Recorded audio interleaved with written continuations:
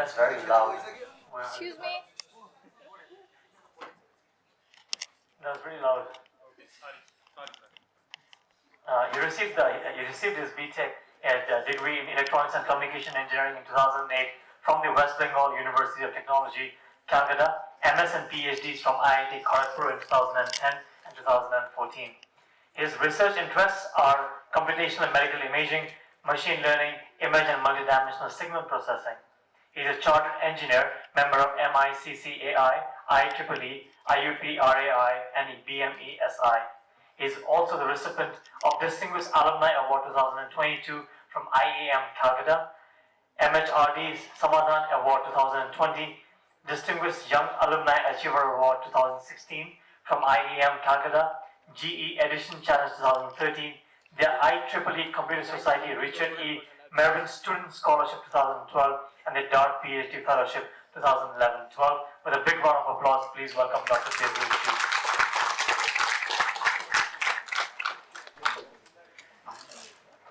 Okay, thank you for having me over here. First time in Nepal is pretty good, and then seeing a crowded room just right after lunch is also pretty exciting. Okay, so I'm going to speak about AI with limited resources. Okay, and although this is going to be a bit of show and tell, it's a storytelling way in which I'm going to present it. But these are practical problems which we have solved. A lot of them are currently into products. They get deployed, they're sold out, and one of the products itself has already sold out more than 20,000 units globally. So that's where I would come to it, more of to take a succession from the previous panel discussion. And most AI researchers, one of the biggest dilemma is about resource limitations. So let's get to address that one.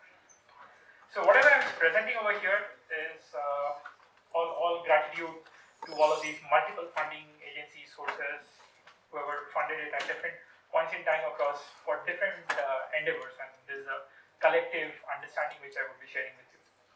Now, primarily, when you're looking into learning or machine learning, this definition by Tom Mitchell is what is the key over there. So what you need to understand is that you're dealing with computers. Is the first thing. You're not dealing with humans. As of now, although even if you delete the word computer over there and put on a human being, it would still mean the same thing. The definition doesn't change much. But the idea is pretty straightforward. A computer is learning, and that's what you are making it do by writing down your lines of codes and running it on your compilers. And what it's learning is in order to solve a certain task. That task T is pretty key over here. And it becomes better and better as it keeps on gaining more experience. And that other factor E is pretty critical. And then you have a measure of this performance of the task, which you use with another measure which is called as P. So we'll just be dealing with this E, P, and P's in a generic sense. Based on the problem we are looking at, it will keep on changing. Whatever your T's will keep on changing from problem to problem. Your E's will also keep on changing because your data sets will change. How you will be training your optimization algorithms will keep on changing. And your measure of performance, or P, will also keep on changing over there. So these are adaptive. These are pretty much sensitive to the problem which you're looking at. There's nothing one hat fits everyone kind of a model. So let's recollect a bit on what learning stands on as of today. This is a fundamental equation which basically defines anything and everything of whatever we do with machine learning, and that's called as statistical information. How many of you recollect this particular equation? You can just raise your hands. How many of you recollect this equation? And this is pretty much a school level equation. In your high schools you have been doing this one. Now this is still the fundamental basis based on which whatever decisions we make as of today go on. There is just a twist to this particular equation based on observable data, say, or the data space. And this modified form has something which is called as posterior probability. So this essentially is the probability that you would attribute to taking a decision in favor of one of the possibilities. As simple as that. So whether you want to classify that an image belongs to that of a cow or a car, you will get down for every single image, you will get down a probability of whether it belongs to a cow or a car. And whichever has a higher probability, you are just going to say that it belongs to that particular class of objects. That is based on the likelihood The likelihood is the other side of the observation space, which is provided I have a bunch of images which are of cars and I have a bunch of images which are of cows, I have certain set of attributes which are called as X. And these attributes are what are defined. So what is the probability that I find certain attributes over here? An example can be that I have these images of objects being taken and now I start measuring what is the length of that object, what is the color of that object. So I can have different shades of gray in which I can represent the grayscale intensities corresponding to the color. I can have lengths in terms of meters or feet or whatsoever you want to do. So there can be these two attributes. So if something is 1 feet, 2 feet, 3 feet, then what are those objects over there? You have another part which is called as the prior probability. This is essentially the probability that you would stumble upon a cow or a car randomly when you are just looking at that image over there. And then you have the most critical part, which is evidence. And evidence is critical in a sense that this is the probability that you will be encountering a certain observation itself. So, as an example, if I say that for this cow versus car classification problem, I give you that X is length for me and length is 1 kilometer. Do you think I would be a car or a cow? Either of them, which would be about 1 kilometer long? It won't be. So your evidence is going to be 0. So that's what you have to keep in mind. So whatever we look into on resources does also have a very important note that we take over here. That whether this fundamental equation is something which we are able to solve with the available resources. So coming to that cow versus car problem. So this is based on an experiment. So one crazy day I was just giving this example to a bunch of students and then they decided that let's go to a crossroad just outside the university campus and then stand over there for an hour and then start basically observing every single vehicle. Now getting lengths of cars are much more easier because you have internet sources. You just need to know what is the model number of the particular car. You can go and just Google and find it out. The problem was with measuring the length of a cow because you would need to tame the cow, let it be stable for some time, then take a measuring tape and actually measure it. And that you have to keep in mind that the cow has horns and those horns don't blow. I mean, they don't blow but they can blow you off. So having said all of this, they actually did this experiment and then this is one of the data from that experiment. Now the idea was that I keep on telling a lot of these stories. I mean that's on my role as a faculty member. When I go to class I teach with stories. They wanted to actually see whether there was truth in the story or not. So they actually collected the data. They took a graph paper. They had this x1 axis is the shade of color of that object we were looking at. So on a scale of 0 to 1, so 0 standing for perfect white and 1 standing for perfect black, you have everything back. And then you had x2 which was the length of the object which was taken in centimeters and then they had mapped it out over there. So I've marked out exact values over there. I've just taken only what is the representation for that purpose. And now they ended up solving this left-hand side equation. So you need to solve only the right-hand part of the equation. So just from this kind of an observation space, you can very easily find out what is your likelihood, what is your prior, and what is your evidence. Once you have all these three information available, you can just get your posterior probability. Now once you get that, the next thing is you take your decision, which is based on this thing which is called as MAP, or maximum A posterior.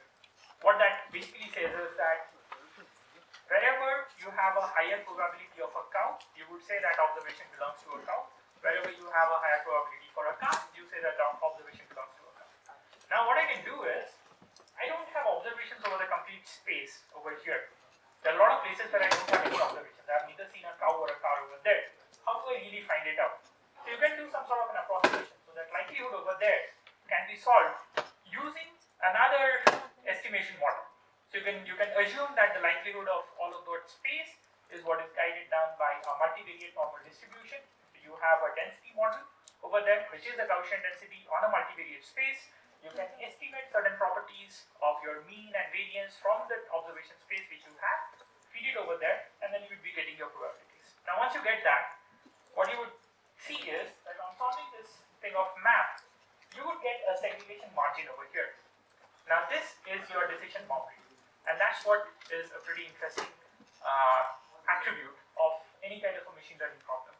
So these decision boundaries are pretty interesting, and they have a lot of intriguing properties which we will go through. And that's where all of these resource constraints can be addressed if you know what that decision boundary is. Now over here you can see pretty much, it's not a straight line.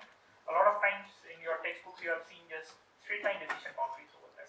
They look pretty nice to solve, but then in reality you would have decision boundaries which are pretty much curved, as in over here. Now, there are a lot of challenges associated with these kind of decision boundaries. And let's look at one of them. Let's look into the case where you have a lot of samples. This is ideally what you always love. Huge data sets. You have all possible scenarios which are covered. If you have that, and say this is a hypothetical case which I'm demonstrating, then I would have a decision boundary which looks like this.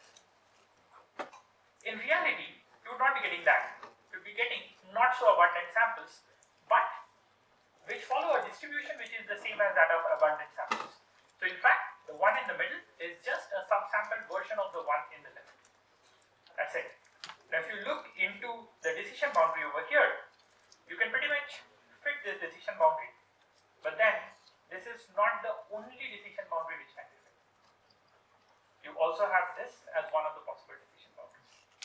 And now that raises another question. Should I choose this or should I choose this? So let me throw this to the audience. How many of you believe that this is a better decision boundary? This one. You can just raise your hand full high. Okay. How many of you think that this is a better decision boundary? Oh, great. Okay. So how many of you don't have any opinion? 1, 2, 3, 4, 5, 6, 7, 8, 9. Yeah, it's a good number of people.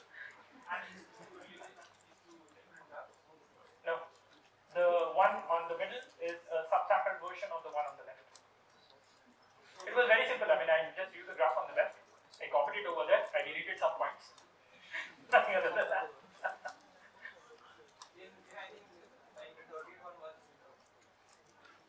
But the point is, you're just given with the data in the middle. You don't know what is there on the left. If you're just given with what is there in the middle, then which one are you going to choose? In fact, in real life, most of you would be choosing this. And I will tell you why.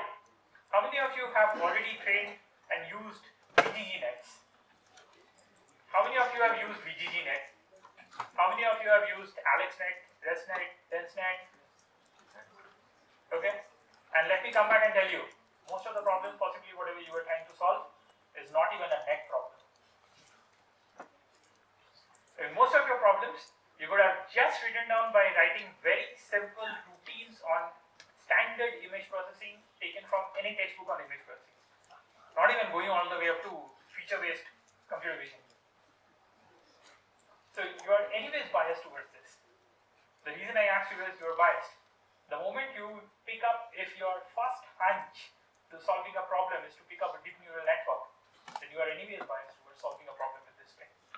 Because these are complex models. The more complex a model becomes, the more complex a boundary it will be starting to create over there.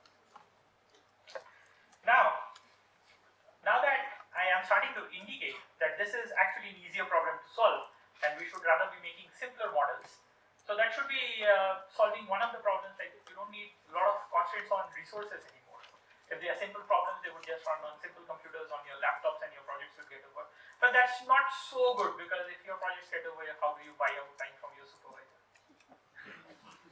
That's also the other side of the story. So now, if you get this, which is the scarce sample problem, and in general, this is what you will always have. If you're trying to solve an actual problem in real world, build a product, this is what you will be encountering. And I said that this is what I would like to have. But then, this is also an equal choice. This also is a choice. This also is a choice. And each of them will give you the same performance measure. If you're just measuring error, all of these 4 combinations will give you an error of 0. They don't misclassify any of the points over there. Now what do you choose? Which one do you choose now?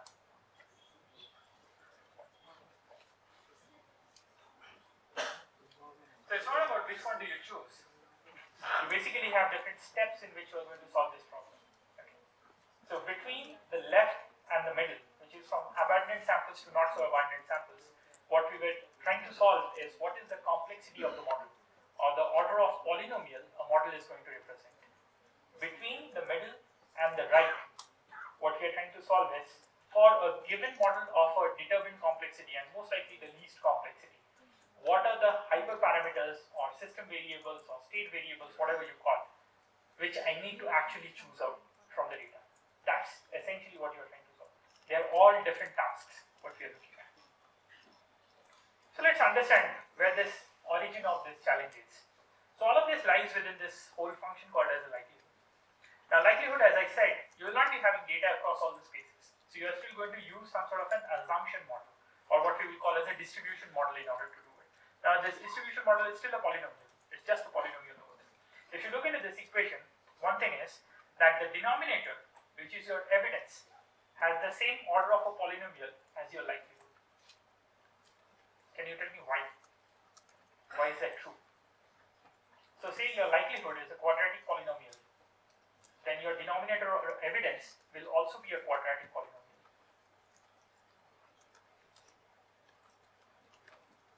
Okay. So you have P of omega, which is your prior probability. Your P of omega is not a polynomial. P of omega is a constant number, because you have just counted how many classes are there. You have counted how many variables for it. So how many cows did you encounter? How many cars did you encounter? And now you are just taking the ratio of cows to the total number of samples you have encountered. You are taking ratio of number of cars to the total number of samples which you have encountered. That's a constant number. Okay. The denominator which you have, which is your evidence, is basically summation of the product of likelihood and prior taken over all possible classes. So which means that your denominator has the same polynomial order as is that of the polynomial order of likelihood. You get it? Now if the polynomial order of the likelihood is the same as that of the denominator, then that will define the polynomial order for your total fraction as well. Yes or no? So remember this from your pure constructs on algebra on higher dimensions, and this is something you do in school level, pretty much in middle school levels. So you have wherever you're working out on quadratic equations, cubic equations, all of them.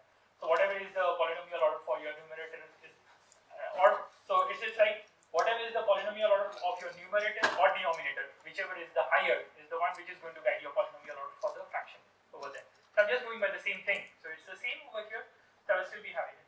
So now, if I have this kind of a curve over here, this defines a cubic curve.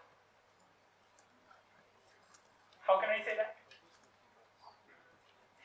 Because by the number of inflections in the curvature which I have two changes in curvature, which will happen only if it's a cubic curve. If I have a quadratic curve, a parabola, just has one change in curvature. A straight line is a zero change in curvature, first order polynomial. Okay. So I can have a quadratic polynomial, a cubic polynomial, which will fit very well. Otherwise, I can also have a quadratic polynomial, which will also fit very well. I can have a linear polynomial, which would somewhat fit over there, with a certain degree of error given over there.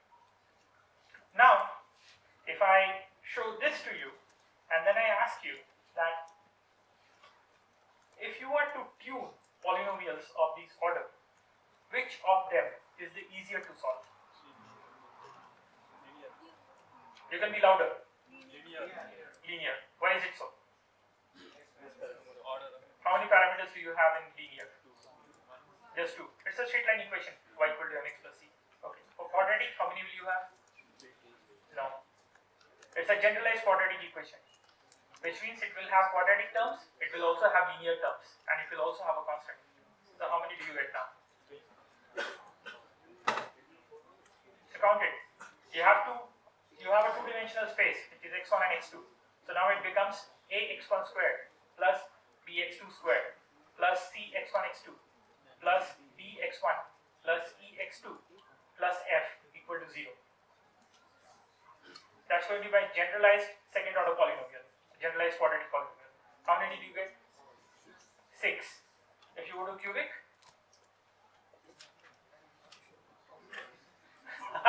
it's going to be obviously more than 6. 16 is what you would get down for a cubic over there. Now, one thing which is clear with you guys is that if I have a linear equation over here, it's easier to solve. Anything which is easier to solve for me as a human being is also easier for a computer to solve. Because we at the end of the day are going to write down algorithms. Things which we write in computer programs are first based on the first level of logic of how we as human beings solve. So the way we solve it, we're just going to ask the computer to solve it the same way. So if we find it easier to solve a linear polynomial, we're just going to write a program which can solve a linear polynomial on a computer.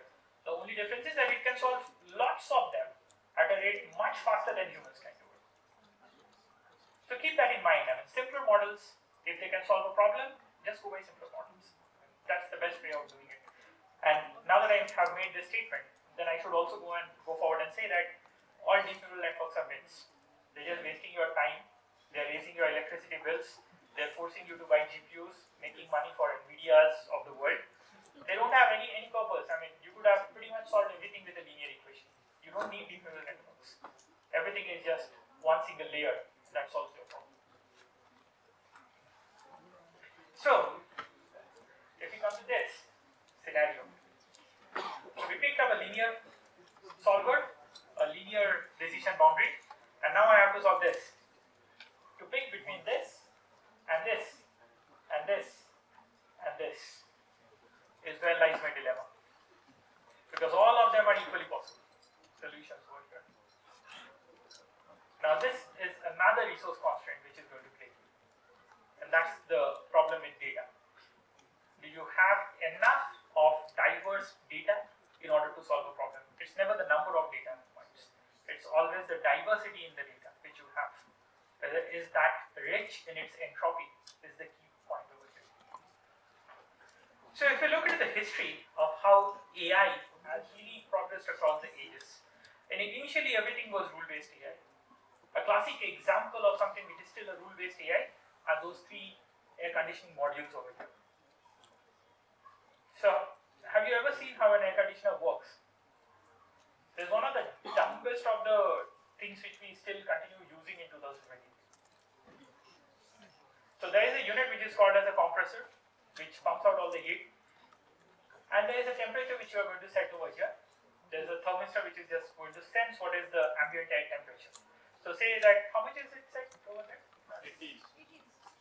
16. Got it. I mean, so by the time that's coming down, it's already heating up and going up. Honestly, I mean, the air conditioning in this room is flawed. I'm not a thermal engineer, I'm just an electrical engineer, but even I can say that the air conditioning design in this room is flawed. I mean, there's a bit of flaw in the architecture of this room, honestly. I mean, those are not supposed to be put that high up, that's the flaw over there. But anyways, I mean, that's 16. So how it operates is simple. So, the heat pump outside, which is the compressor, that keeps on constantly pumping out heat. So as it keeps on pumping out heat, the temperature inside this room keeps on falling. So the moment it falls to 14 degrees centigrade, to 15 degrees centigrade, no, to 14 degrees centigrade, this will sense it and then stop. Because if you keep on still pumping, it will keep going lower, lower, lower. After some time, you will be at 0 degrees centigrade. And that's the same as your domestic refrigerator at home. 0. So you don't want that. I mean, you don't want to be frozen over here. Or do you want to be cryogenically frozen? You don't want to be. So it stops over there. And then it will just be circulating all the air. The outside pump is stopped. Eventually, because you are emitting heat, the air gets heated up and the temperature is going to rise. It will go to 18 degrees centigrade. The moment it goes over there, it again turns on the pump, the compressor over there, and the temperature keeps on coming down. So there is a rule. The rule is, whatever is the set temperature point, you go below that minus 2 degrees centigrade, stop the pump, keep it stopped until your temperature raises to 2 degrees centigrade above your set temperature point, and you keep on repeating. So, have you studied a subject called as control systems? Yes. Okay. So, what is this control systems called as? open loop. What mode of control? No, there's something called as a switched mode control versus sliding mode control. So this is a switch mode controller. You have studied everything about sliding mode controls, servo controls of motors and everything. Haven't you heard about servo motors? Speed control motors and everything? Okay. So now you have the technology, but still we keep on using air conditioning, which works on switch mode control. There's a different part of it. I mean, the economics for a servo mode control, the servo mode control air conditioning actually exists. And if you buy an air conditioning which is based on an inverter compressor technology, then that uses servo mode control, which is a sliding mode control. And that's something which comes from this second generation of how AI had developed, and where we started first seeing a glimpse of machine learning coming into it. Okay. So what it does over there is an inverter air conditioner actually doesn't have a pump which is pumping heat at a constant rate. So you can think of this one. How many of you ride motorbikes or cars? Huh? So when you want to accelerate your bike or car, you're just going to either push on the gas pedal or you're going to pull the accelerator, right? But if you leave the accelerator, so by definition, I mean it's called as an accelerator. So if I leave the accelerator, it won't accelerate. But if a body doesn't accelerate, I mean a body can have a non-zero velocity but a zero acceleration. But will it keep on moving forward? And you leave your accelerator, it would just decelerate, slow down, and stop. So even in order to maintain a constant speed for your vehicle, you still have to maintain enough of either pull on the accelerator or a push on the gas pedal, right? But how much you are going to do is something which comes from you. The decision is all about your parasympathetic nervous system guiding your hand or leg to do that enough amount of pull or push. That's the feedback loop. That's the whole feedback loop which is happening over there. Now, that same kind of a thing happens within an inverter AC. So there is a refrigerant which is moving. The volume of refrigerant, the volume flow of this refrigerant is what is controlled by a sliding mode controller. As an advantage over there, what happens is that within this kind of a control, you would see that the temperature keeps on varying between 14 degrees centigrade and 18 degrees centigrade. Now 4 degrees centigrade of a jump is lot. Humans can pretty much be sensitive to it. With a inverter AC, you would see that temperature rise and fall to be in a plus minus 0.5 degrees centigrade. Half a degree centigrade, we are barely sensitive to it. I mean anything less than 2 degrees centigrade of a change, we don't understand temperature changes, even body doesn't. So it has a 0.5 degrees centigrade. So if you look into precision refrigeration systems, the ones which are used for keeping vaccines, there the control is even better. So there the control is 0.1 degrees centigrade is at what they are able to control. Now from there, we have come all the way up to what we call as learning-based representations. A classic example of where this goes is image compression. JPG, have you heard of this term? File extension called as JPEG. So JPEG is something which is based on this. So what it needs to do is first it will find out what are my relevant features in order to compress an image, then make a decision on how many of those features will I be keeping in hand in order to really compress an image so that my decompressed image is of a good enough quality. And then comes from all of this of what we today call as deep learning. So you just don't have only learning of features or decisions, but in the whole pipeline, you also learn down a lot of abstract features in intermediate representations.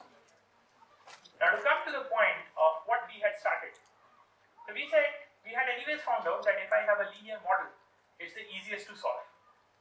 But I can synthesize a quadratic model using two successive linear models.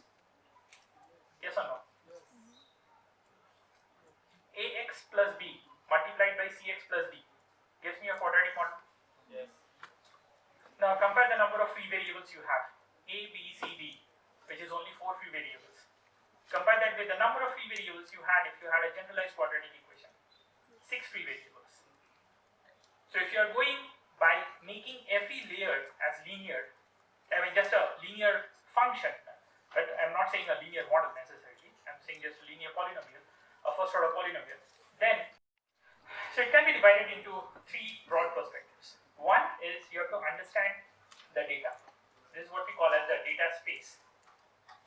You need to understand the model selection problem, which is whether you will take linear, quadratic, cubics, whatsoever. And then you have to understand the control plane, control systems. So what we do over here is that we tune the parameters of that model such that that can best fit the data which we have in hand. And that's through a process of what in general we would otherwise call as optimization. Now there are different stages in which it has progress. Let's look into one by one. First part is the data plane of the problem. Now if you have a lot of data points, that's actually an easier problem to solve because you will have only one convergence solution, not a lot of them. If you have lesser number of data points, that's a tough problem to solve because you can have many possibilities happening over there. But then, in reality, you will never be having a lot of data. So let's take this example. So this is about looking into the microscopy image of a blood smear, and then if you want to try to find whether the image of a WBC which you see is a cancerous WBC, whether it's from leukemia or it's not. So now anyways your WBCs are much lesser in count compared to your RBCs. So you typically for about 800 to 1000 RBCs you would find one WBC on a blood smear. It's that rare to find. In a whole blood smear on a complete glass slide. How many of you have ever done a blood smear? Blood smear tests? Right, sometimes these are random tests when they would pick a small hole on your finger and then a drop of blood on a glass slide, and then with another glass slide he just wipes it off, dries it in air and then takes it away. So in that whole glass slide, you might ever be able to encounter something 10 to 15 WBCs. They are so rare. And then if I ask you to create a data set of training models and like all the training data in order to be able to train a deep neural network or any of the pure models, maybe SVMs or whatsoever, in order to classify whether that is a cancerous blood cell or not, that's going to be even more tough because finding access to leukemic WBCs is even tougher. Now what can I do? So there are certain very interesting propositions over here. One is data augmentation. Now a cell, when you're looking over onto a cell, even if the cell is rotated or it's reflected or it's shifted anywhere, the pathological property of the cell is still the same. That doesn't change in any way. But then, for me, when I'm processing them, so whatever filters, whatever kernels, whatever triggers I'm finding them out, these are not rotation invariant. They are not scale invariant. They are not translation invariant. So they need to learn even if the image is rotated. So now that brings us to the point that why not have this kind of a augmentation and scaling up of the data, whereby you can keep on rotating, you can keep on flipping, you can do a lot of color jitters and chroma shifts, all of these kind of enhancements on top of it, so that the basic pathological property does not get confusing, and you can keep on increasing your data. So one of your problems of diminishing data is just gone in a GIF. It's just with your hands. I mean, what you need to do is call some Python routines, and you can do this flipping, rotations, whatsoever you want to do. So this is more of a art than science in any way. And there is one of the famous papers on data augmentation. It purely calls it as art of data augmentation. And because it's an art and not a science, so there is nothing like one rule fits all. Because now if I give you image of a cow, and you have to really augment this data set of cows versus car, and then you need more images of cows, please don't do a flip up down. How many times have you seen a cow like this in nature? I mean, that nature can even be on the streets. Have you ever seen a cow like this? So if you end up training a model with these kind of augmented images, you're actually inducing an unnecessary bias in your complete training. So models will start getting biased. So that's an ethics concern. So whenever you are doing this with augmented data, with synthesized data, you need to keep in mind that whatever you are synthesizing and augmenting, they need to follow down the basic rules of how they would naturally occur and how you would find the data naturally coming to them. Otherwise it doesn't work. The next problem which we deal with is addressing this model complexity issue. Now the easiest of them is definitely a linear. You go to a quadratic, it's tougher because I will have more number of free variables to solve. So a quadratic in general would have 6 variables. I just mimic it using 2 successive linears. I just have 4 variables. Similarly, I do it for cubic. I would see that if I do it with 3 successive linears, I just have 6 variables to solve as compared to 16. Now that's the scale difference which it starts coming over here. Now, that would mean that I need to be able to understand how to model a quadratic decision boundary problem to a successive state of linear decision boundary problems. So say that I have a hypothetical model which is something like this, where your green block, which learns the features, plots everything on this x1, x2 axis, and then your every single sample is pointed out to these feature points over here. So the blue block, which is your decision model over here, learns a decision boundary which is similar to the dashed red on this Cartesian coordinate graph which you have. Okay. Now what I say is, I want to bring in this kind of model, whereby I get another layer of abstract features which are in orange, such that the decision boundary for the blue block now becomes linear or a straight line. Which essentially means that I want my features which are getting fed to the blue block now to appear something like this. And if that happens, then I can have a linear boundary. Now can you guess and tell me that what should be the operation within that orange block of learned abstract features which will convert a representation from the left side kind of a representation to the right side kind of a representation?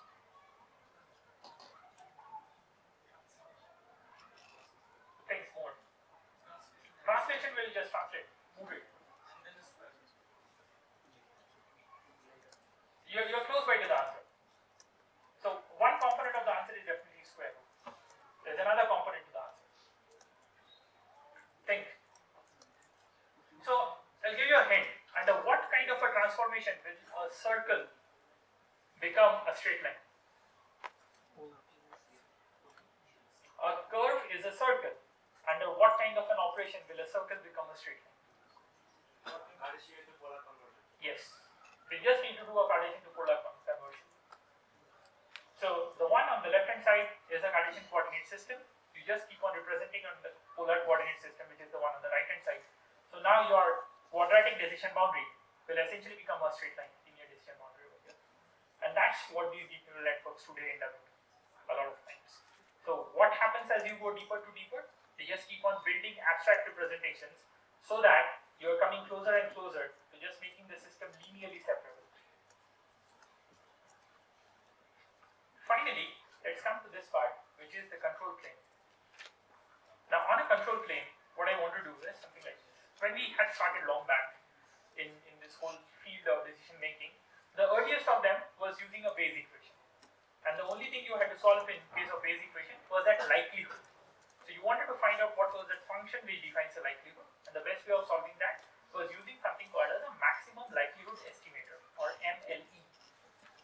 So you will have basically estimators which are getting solved based on. So a standard way of maximum likelihood estimation is a log likelihood estimation over multiple samples of it. Straightforward. Eventually, what you got down was something called as a mean square error, and these were all areas of regression problems. So you wanted to have multiple like straight line regression or quadratic regressions or polynomial regressions being fit onto your data. You are basically trying to minimize your mean square error, nothing other than that. And then eventually, today we solve problems with a lot of perception learning or perception loss. So let's get into what this perception loss is all about. So say I give you a handmade sketch of a house, and I want you to build a CNN model such that it can generate a different kind of an image which should look as close as possible to the real photograph of a house.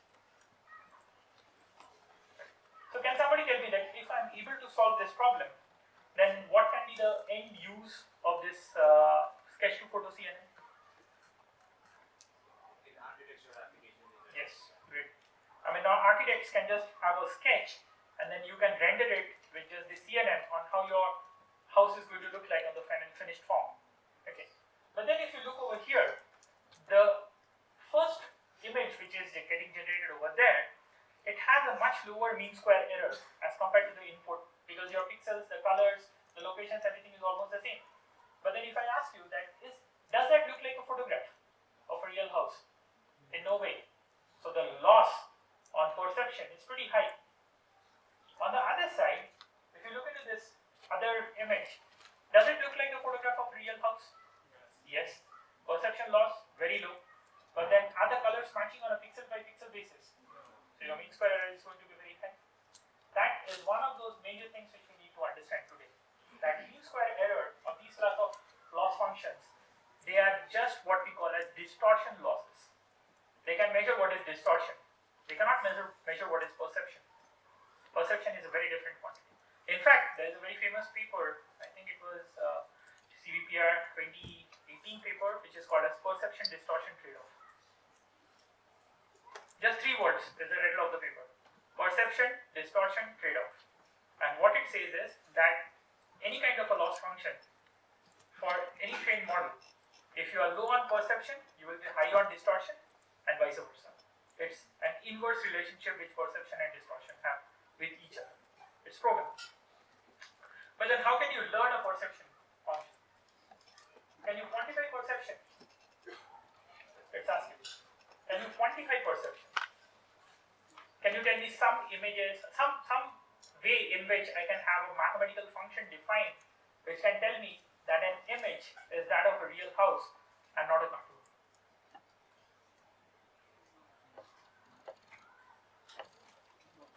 Can there be a way?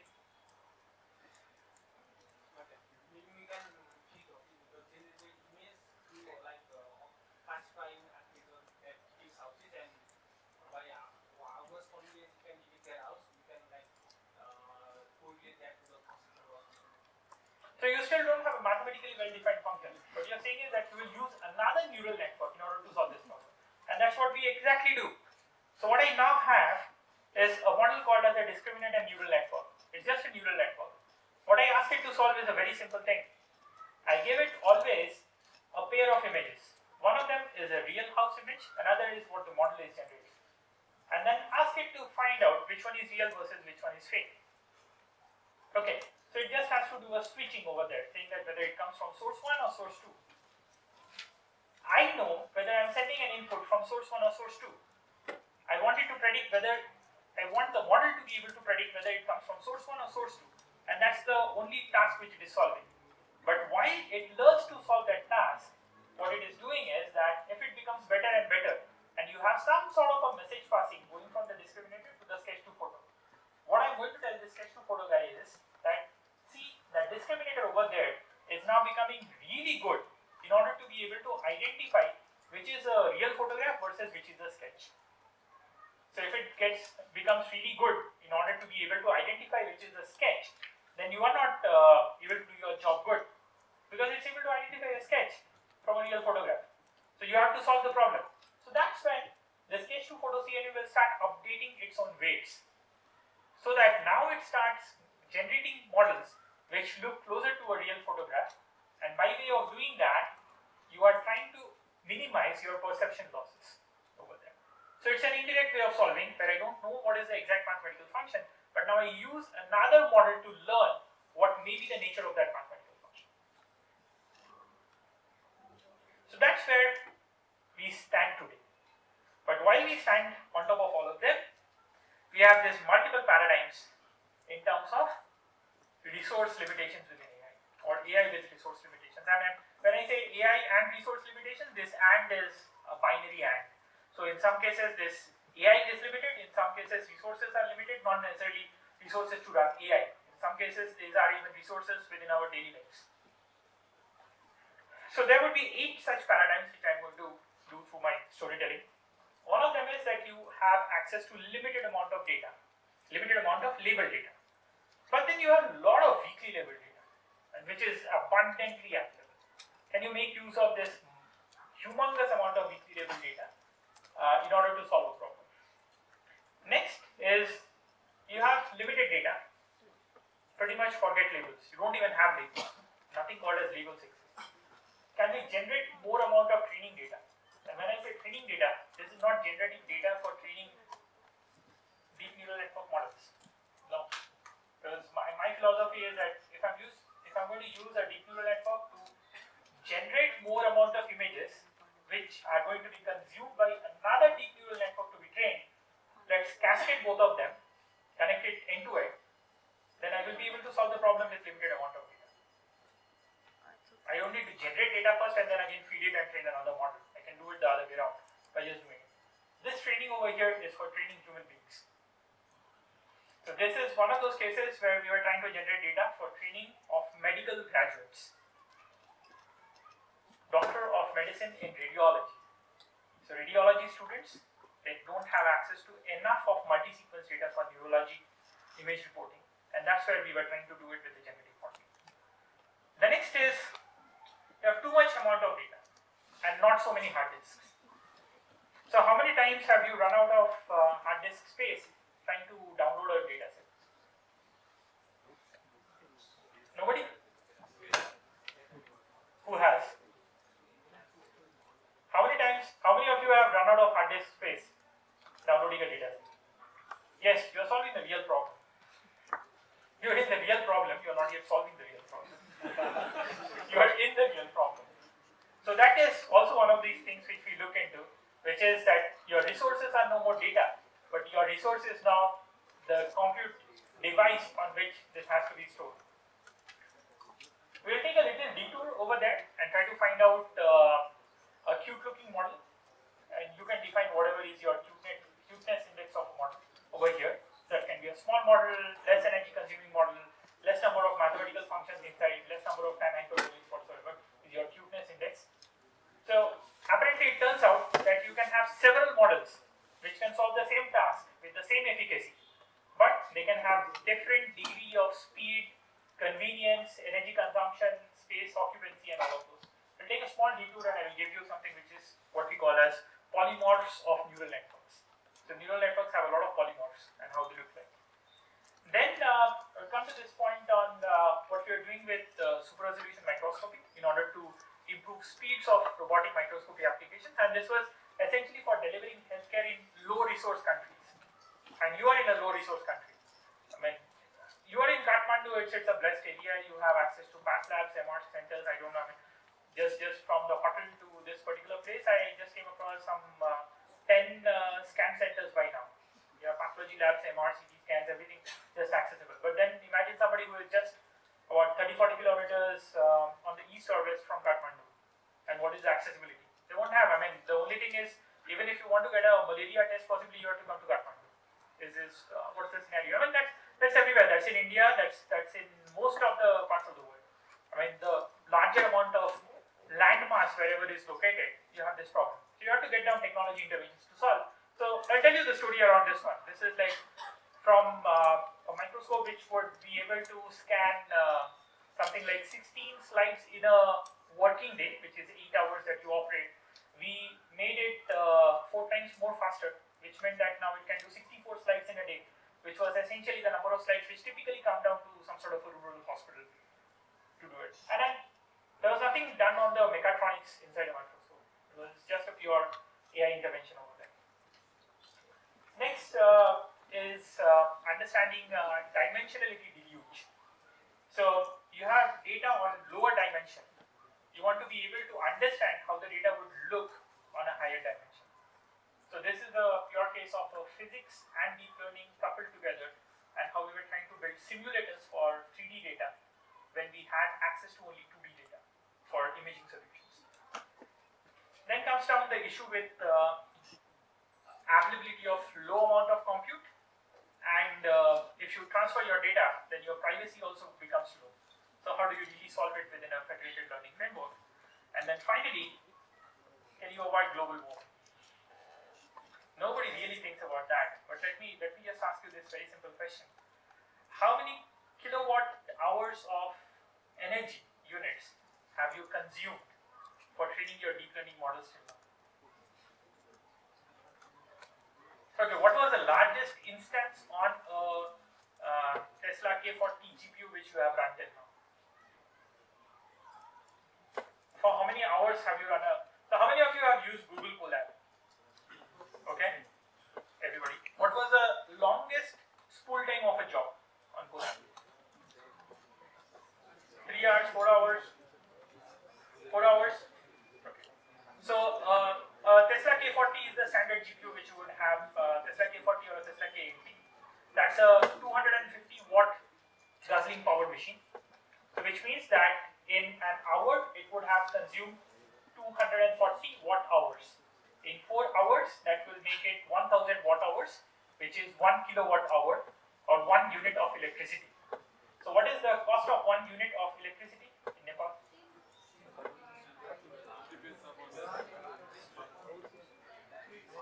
That will be much lower. I don't think it's 9 to 11 rupees. It would be much on the grid. Around 10 on the grid, or is it a subsidized rate? Yeah, that's what I'm asking. So say that in a month, if you end up consuming something like 400 units of electricity, then it won't be coming for that lower slab. Okay. So if it is 11, so then 4 hours of your Google Colab workload just consumed 11 rupees. Have you ever thought of that? Does it resonate in your mind? Like 1 hour of Google Colab is 11 divided by 4, whatever that is, 2.5 rupees. Now start thinking. So how many such Google Colab instances have you started using till now? For how many hours have you used? That is the amount of electricity you have consumed. And electricity is a very polluting resource. Most of it is thermal. You have hydel electricity, you have solar, everything is great, but still we produce a lot of thermal. I know the scenario within Nepal because Nepal buys electricity from India, and most of the electricity which is sold off on the grid to a foreign country in India is actually produced from coal. And fun part, we don't even produce from the coal which we generate from our mines.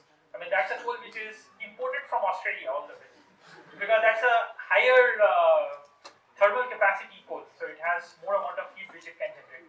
So that they are certain trivia, but then because you're burning coal, you're leaving CO2 out over there. So imagine this, if you were not going to use a Colab instance, there won't be a demand of electricity, there won't be an equivalent amount of coal which was getting burned. So you contributed to greenhouse gases. So don't think like you are writing software codes and that is a very green thing. It's the most deadliest thing.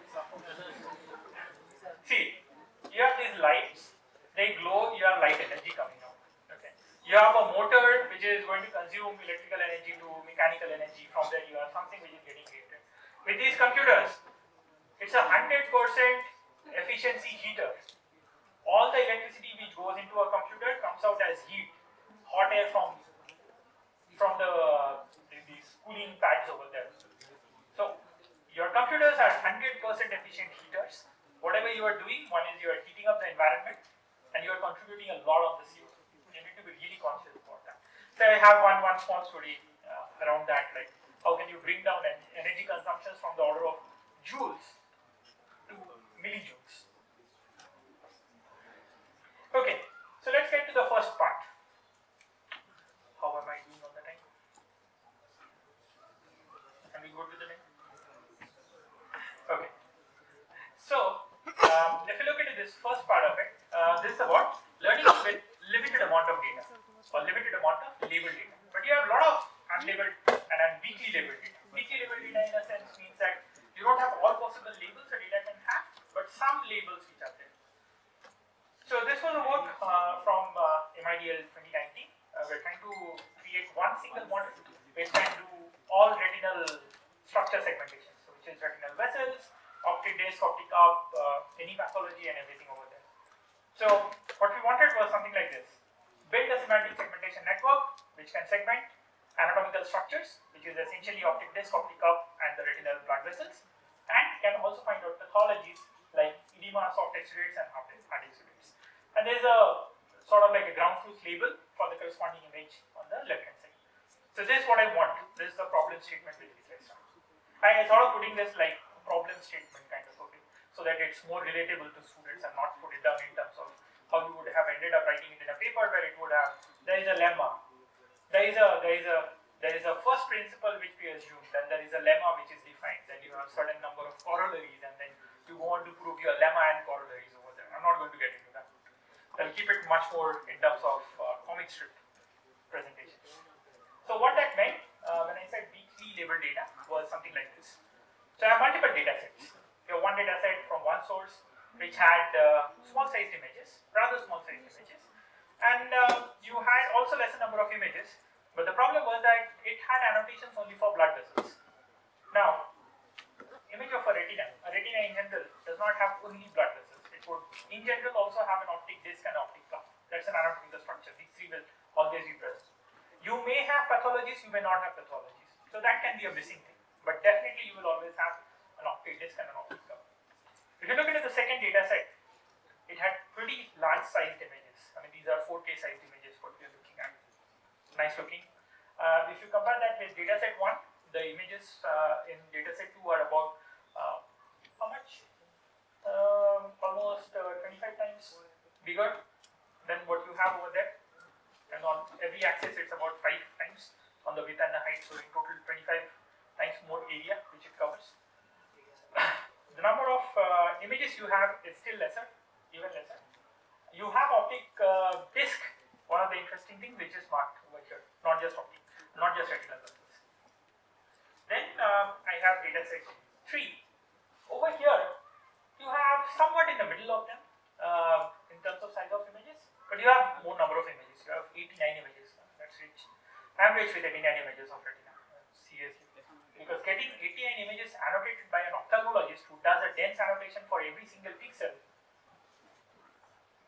I mean, that's going to like every image is going to consume one consultation fee. So how much do you pay to your ophthalmologist when you go for an eye check? 500. No, that's pretty standard. I mean, in India, I would have paid them about 250 to 300 rupees looking into whatever is the economics of Indian rupee to Nepali rupee. You would be paying 500. So every image is 500 rupees. So 90 images is how much? 45,000 rupees. That's the cost of building your data set. Now you can imagine how many families would be able to live for how many months of that much amount of money over there. Okay, so that cost, you have to keep that in mind. That's also a limited resource on which you are looking. And this one has all the pathologies. But interestingly, if you look into the image, a retina always has its blood vessels, but it's not marked. Has an optic disc and optic cup, but it is not marked. So this is a typical case of a weakly labeled data which we are saying. So you have multiple data sets where the class and the object they are present, but it's just not annotated over there. And it's spanning across multiple of them. If you look into the superset of all annotations over here, you have all annotations which are what I need in order to train this model. We as human beings, when we learn it, if we are shown partial examples, we can learn to connect all examples. But then most of machine learning, what we have done till now, never learns to connect with partial examples. And that's what we wanted to solve. So we started by proposing a network like this. So an overarching structure is something like this. You want to build a semantic segmentation, the one in cyan over there. What it would do is input goes a complete image, output comes down, one class on every channel, and it's a binary channel which you would be getting. So if a certain class of object is present, if a pathology is present, then you would have those annotations come out on the output over there, on the predictions. Great. But then I want to see that it's able to learn it with all of those heterogeneous data. Now in order to enforce that, we brought in 2 more discriminators over here, which also needed to be trained. Now these discriminators had a certain task. The first discriminator was going to look into whatever has been segmented over there and then tell whether a certain class is present or not. The second discriminator is going to look into all of that and tell whether this was manually segmented or this was synthetic. And the first is real or the first is fake. And then these losses will have to be adversarially propagated through my semantic segmentation network.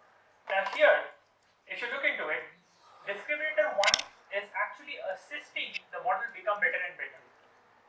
So if my discriminator 1 loss is going down, then my model is becoming better and better. That's the reason why you would have the same kind of a loss getting back propagated. If you look into this adversarial loss function over here, nabla of LADB, that is equal to alpha 1 times of nabla B1, which is the loss of the discriminator 1. But then you want the discriminator 2 to start failing in its decision, because only if you are able to generate things which look very closely to that of real, your discriminator 2 is going to increase its loss, because it cannot now distinguish between what is real and what is fake over there. So that's how we ended up solving this, and then you end up getting results which look like this. So the first row of results over here is you had an image from a data set which had annotations only of blood vessels. So the second row, the third column is the prediction of only the blood vessel. The fourth column is the prediction of the class which was present. So an optic disc is present over there but was not annotated, and the model is able to predict. The second row, if you look into it, the second row had all the pathologies and an optic disc which was annotated. In the third row, in the third column, you are able to see the predictions. In the fourth column, you are able to see blood vessels which were not annotated and yet predicted, because it learned that model, that information on how to understand a blood vessel from the first data by solving this. Now, this has a lot of implication in terms of diagnostic healthcare delivery. So look into this last column over here. So this, in 2019, when we published out this paper, the most contending thing at that point was deep vessel from DeepMind. So when you look into deep vessel, a problem with deep vessel was that it systematically would over-predict vessels around the optic disc, because you have a shadowing which happens over there, and that shadowing becomes pretty dark red in color.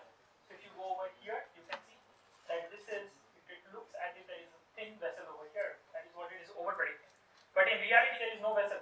I mean, when you look into the ground truth, our model was able to do the same thing, that it's not getting into that trap of this prediction. And the reason is because now it has learned separately how to predict what is an optic disc.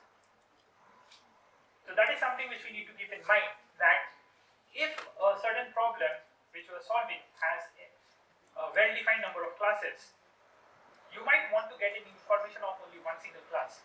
But then when annotating that data, please don't annotate it one versus everything else. The best is when you have a distinct class label for everything else. That's why you would see that when people are solving autonomous driving scene segmentation challenges, there are a lot of things which don't play any role in autonomous driving, but they will still be doing it.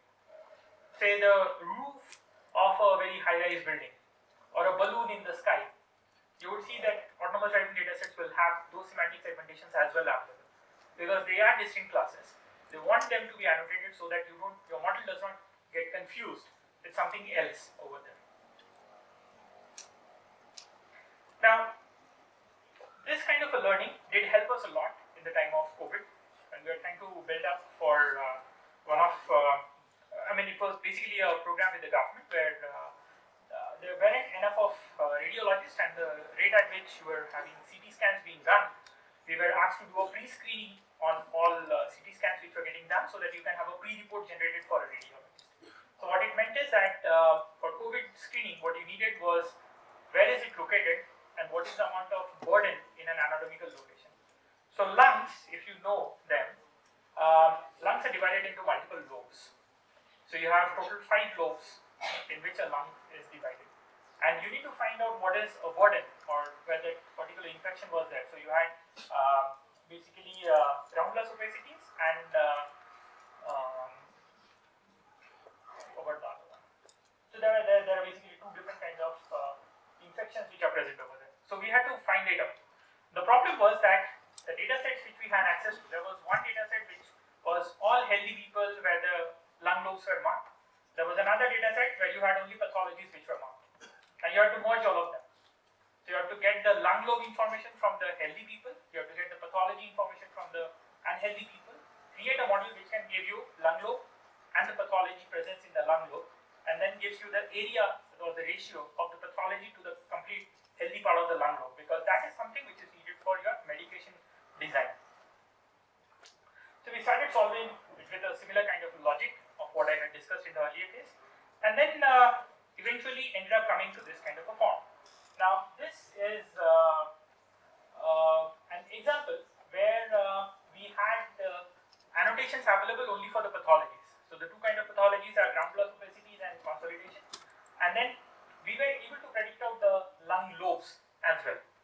this one, which was not available in the annotations. When we went to the other side, which is this was our data which came down from a completely obscure source. So from the two different data sets, it wasn't image which came from the held out set. This is something which came from an actual hospital out over there. You did not have any annotations or anything. This was a pure prospective deployment of this piece of algorithm which was working. And then you see what comes at the end over there. You have your ground glass opacities, consolidations on a lung lobe manner, and with a complete thing which is given out. So there is this company which was called, which got acquired by another company called as Inference, and they had actually used part of this API which we had completely built up into that. And then in the peak of the COVID season, a lot of radiologists within India were actually doing that. So you would have the scans, you would upload the scans, you get down a complete report, and all of these segmentations are the DICOM file, and you can just play and see. That made reporting much more faster. Next comes this other problem where I said that you have limited data, you don't have any labels for it, and we wanted to generate more data for training. And this training was, we wanted to train radiologists with this data. So the idea was we wanted to create missing pulse sequences in MR. Now, how many of you have any working idea of MRI? 1, 2, 3, 4, great. Okay. So MRIs, one is it's used for soft tissue imaging, and a larger part of it is for neural imaging as of today. If you have strokes, you would be like doing a lot of MRs. But then for strokes, you have very specialized sequences. You just don't do a T1 and T2. You would do perfusion imaging, diffusion imaging, each of them coming out, and for every single sequence which you do, you would need another additional 30 minutes. So imagine that if you have to do 7 sequences, you are basically going to take 3.5 hours of a patient inside an MR scanner. Not possible. The guy will just get claustrophobic and have another stroke over there. So I'm telling you reality. Ever try getting elderly people in your family to an MR scanner, and you will understand the agony which they face. So what we wanted was that we wanted to build these kind of generative models which can simulate sequences which are not present in the original data. So we started with a similar kind of concept. This filler net which you have over here is just a semantic segmentation like network. So it's an autoencoder like structure. So whatever goes in the input, your output also has a similar kind of a size. The only thing is that in the input, you would given a multiple channel sequence. Some of these channels are blank, which are missing. In the output, you would like to predict. Now you would still need to use these kind of discriminators in order to train this model. Once you are able to do that, you will be able to get an output of this sort. So what we have over here is, you have 4 different sequences of the brain, and this is for acute stroke patient. You have T1, T1C, T2, and flare. And then what we are doing is that if you are given in reality this T1, and say you were given down all the others, so it's like I wanted to generate T1, which is over here, then I am provided only T1C, T2, and flare. This is an example where I wanted to generate T1C when I have access to only T1, T2, and flare. This is when I wanted to generate T2 when I had access to only T1, T1C, and flare, and this is the other one. So if you are not using this discriminator, then you can pretty much see that it does not have convergences in terms of this lesion area is not so prominent and promiscuously coming up over there. When you start having these discriminators, you would see that the lesion area starts getting represented properly in each of them. Now, this was really pushing it to a complete limit, but what we did is that you have 4 sequences. So how many possibilities in which things can be missing? You can have access to either one sequence. You can have access to any 2 sequence. You can have access to any 3 sequence. These are all the possibilities. So we started actually doing it with all of those possibilities. So the first one is that I have access to T1C, T2, and flare, but I don't have access to T1. I'm predicting it out. Over here, I have access to T1, T2, and flare, but not to T1C, and I want to predict it out. So this is the whole gamut what we wanted to prove. And this is something which works in real life as of now. We are working on another level of this one where we are trying to get down these kind of MR images from CT images, which is even a more tougher problem for neuro actually. But that solves a larger issue for lower income countries. So how many MR scanners do you have in Kathmandu?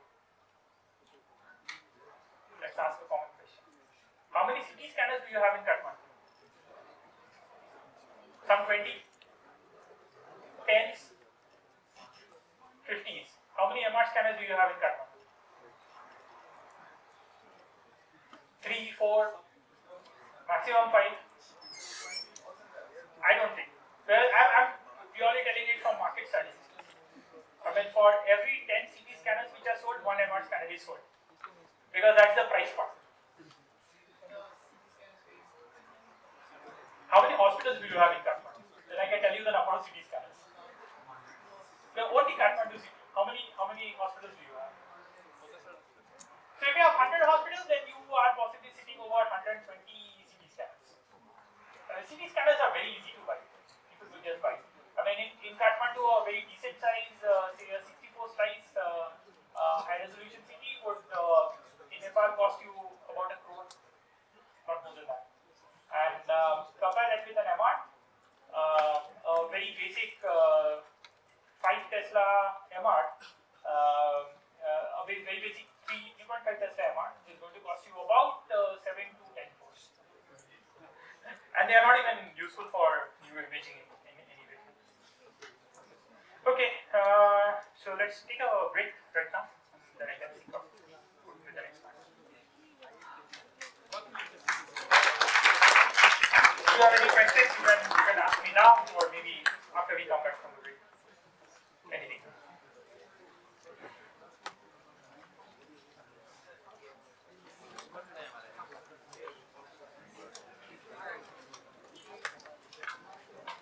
Be back in the hall by 3:40. Thank you.